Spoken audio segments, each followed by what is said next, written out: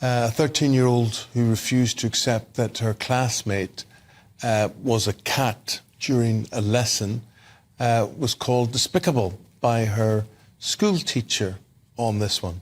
It comes as the government launches fresh guidance for all students who wish to change their genders on school records, with parental consent now becoming mandatory.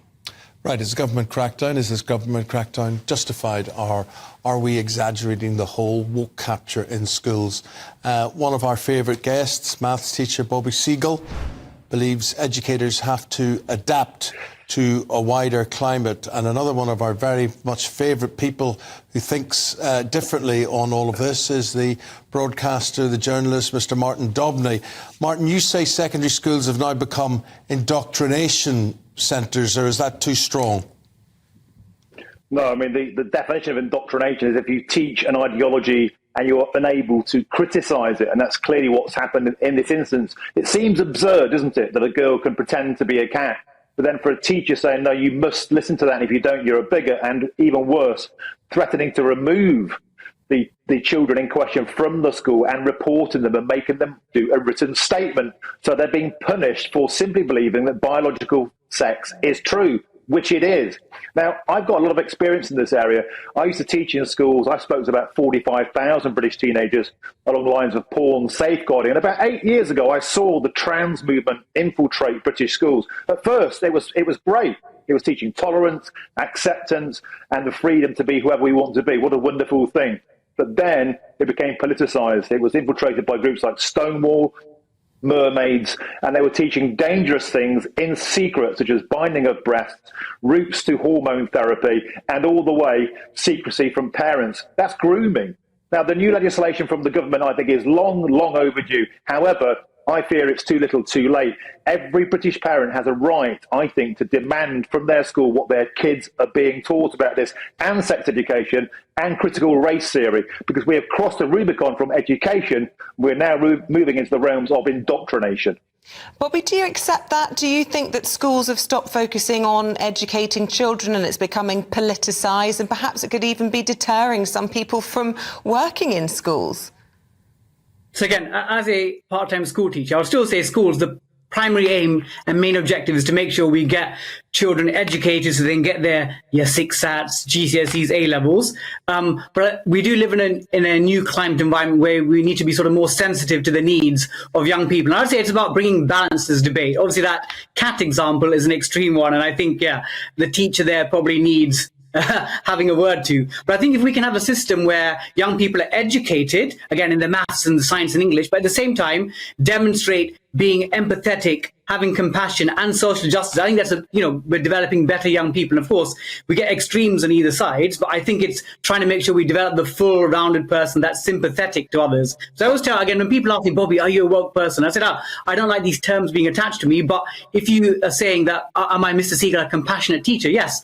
If someone has an issue, listen to them, trying to understand what it is and get to the bottom of it rather than dismissing them immediately. But Bobby, by being a compassionate teacher and accepting the argument that somebody can identify as something that they aren't born as, is it not just an extension of that argument if they decide they then want to identify as a cat? I mean, it's the same argument, isn't it? Of course, and I think sometimes you do have to draw lines. If one of my students said to me, Mr. Seagull, in a maths lesson, I think I'm a cat, I'd probably maybe first find out, is it serious? Students sometimes do make jokes, but if they're serious, then obviously there's a deep underlying, probably mental issue beneath that. So try and get to the bottom of it. I think having conversations is not a bad thing. Martin? Yeah, look, I totally agree with that. In fact, I had this conversation with my children this morning. We've got a cat. They love cats. And I said to them, here's a video of a girl who thinks she's a cat. And they started laughing. I said, well, why is that funny? He said, well, obviously, they can't be a cat. I said, OK, but what about if a white person identifies as black? And they go, well, I'm not sure. But what about if a man identifies as a woman? So actually, this conversation is quite useful about the cat thing, because if people can decide they can be whatever they want to be, then where do we draw the lines? Clearly, this person isn't a cat. And so by the same logic and reckoning, you can't change your race or your sex, surely. I'm just stretching my imagination here into thinking, why were they even in this realm? Why were they debating this in the first place? Why is this necessary? And as Bobby was saying, if he was teaching the class and someone says to him, sir, I'm a cat, No, you know, my answer would be something like, yes, and I'm your maths teacher, and here's extra homework for you, so shut up and get on with it. But you can't do things like that now, Martin, can you?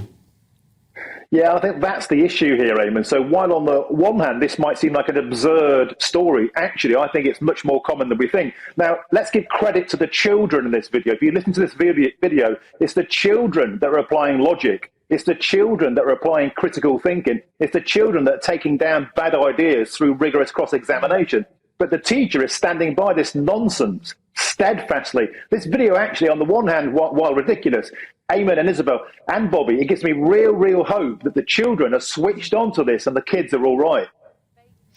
Bobby, I just want to ask if you feel that part of your role in all of this is to safeguard young people, because whatever it might be, whether it's mental illness when they think they're identifying as a cat, or dealing with hormones and stuff we all went through and we don't really know who we are or what we're about quite yet. Part of your job is to allow them to grow up free from all of these kind of influences, so that they can make these kinds of life-changing decisions later on. It's not really the right place, is it, when these kids are going through so much? Do you feel that responsibility?